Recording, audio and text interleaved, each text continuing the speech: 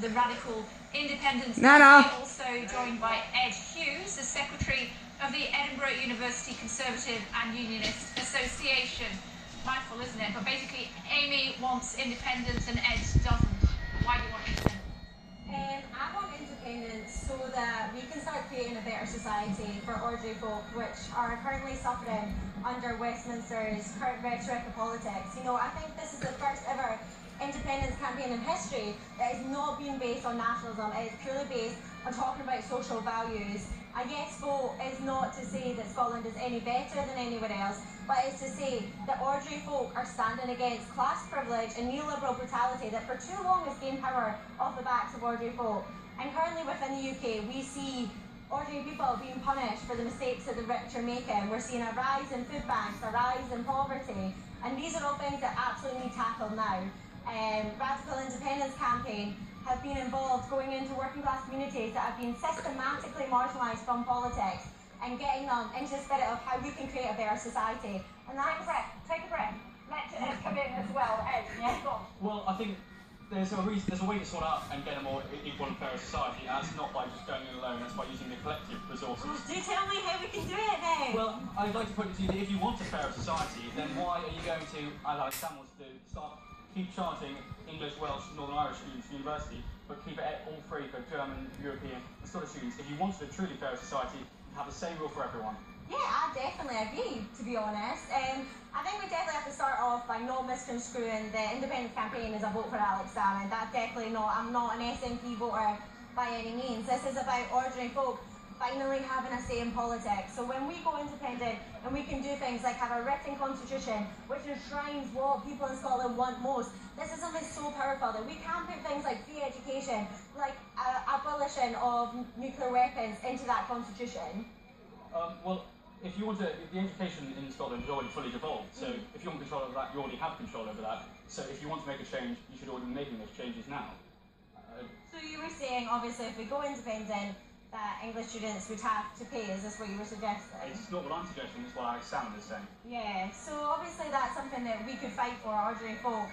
Obviously could have a say against what Alex Salmond's proposing. Obviously there's stuff that the SNP want to do that I'm sure our ordinary folk will have something else to say. Obviously lowering corporation tax, I don't think that's something we can possibly do. We lose £120 billion in loss of corporation tax each year. That is something that can be put back into people's power, into health, into education, stuff like this that currently in the UK climate isn't being done.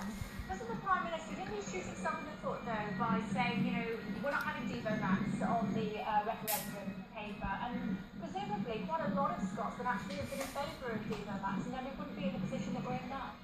I think it's probably best to approach it in one issue at a time. I don't think because then you'd have too many arguments going around, and it would be probably best to She's getting a lot more than him, eh? And then in a later She's getting a lot more than him. Well, if you're going to approach it that way, I think we could approach and discuss Devo Max in the future. Although I think there's many other issues going around. Murdo Fraser with his federalist policy is a one that has a lot of weight, and other ones I think as well. Perhaps if we just stick on the issue at the moment instead of just talking about what debate we could have had and focus on the debate we're going on at the moment. I do agree that we have to look at reality and look at what people's actually offering us, but at the same time, you're very right to bring it up and show what politicians in Westminster are telling ordinary people. There's been so much lies and scaremongering in this campaign, and the Devo Max question, I think it just proves it. I think it's disgusting that ordinary people aren't given the information that they really need to make this own decision. It's not lies and scaremongering though, is it, Amy? There is 8 days to decide whether it will continue to be a United Kingdom or whether Scotland will be an independent country. That is a massive decision, both sides of the border. Yeah, it's definitely a massive decision, but I think there has been a lot of lies by politicians in this campaign.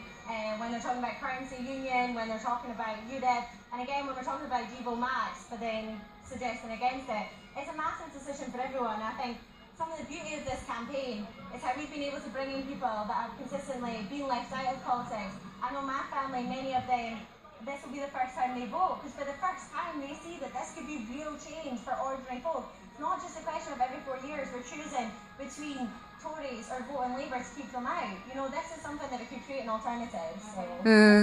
I can deal with that shout out. a lot more people involved. For example, just at the students' freshers fair, we've had loads of people coming up, although they're not the Conservative, they've been asking, oh, have you got any no leaflets, better together leaflets, and they've been really getting involved in that, and I haven't seen that in the Yes schools that I've been looking at.